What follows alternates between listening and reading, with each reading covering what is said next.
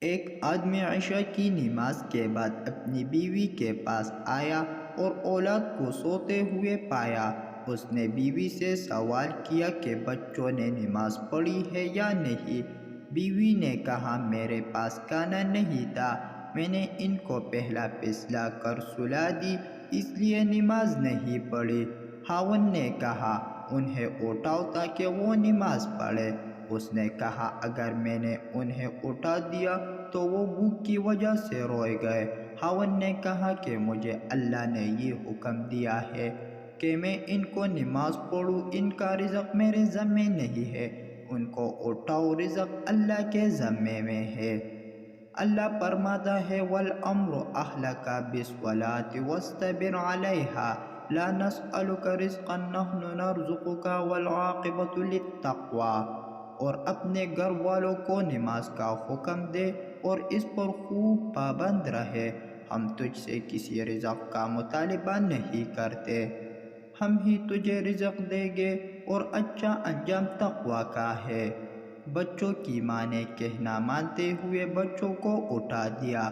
جب وہ نماز سے فارغ ہوئے تو دروازے پر دستک ہوئی۔ کوئی غنی آدمی دسترخوان اٹھاتے ہوئے تھا جس پر لذیذ قسم کا کھانا تھا۔ اس نے باپ سے کہا اسے اپنے گھر والوں کے لیے لے جاؤ۔ باپ نے پوچھا معاملہ کیا ہے؟ غنی نے بتایا کہ میرے پاس شہر کا کوئی بڑا آدمی آیا تھا، میں نے اس کے لیے یہ کھانا تیار کروایا تھا۔ کھانا کھانے سے پہلے ہی ہمارا آپس میں جھگڑا ہو گیا۔ اس نے قسم اٹھا لی کہ وہ کچھ نہیں کھائے اور وہ چلا گیا۔ بس میں نے یہ کھانا اٹھایا اور چل پڑا اور کہا میں یہ کھانا اس بندے کو دوں گا جس کے پاس میرے قدم رک گئے، تو اللہ کی قسم نہیں میرے قدم روکے مگر آپ کے دروازے پر، اور اللہ کی قسم میں نہیں جانتا کہ کون سی چیز مجھے آپ کے دروازے پر لے کر آئی ہے۔ باپ نے اسی وقت ہاتھ اٹھائے اور دعا شروع کر دی، رب اجعلنی مقیم الصلاۃ ومن ذریتی ربنا تقبل دعاء۔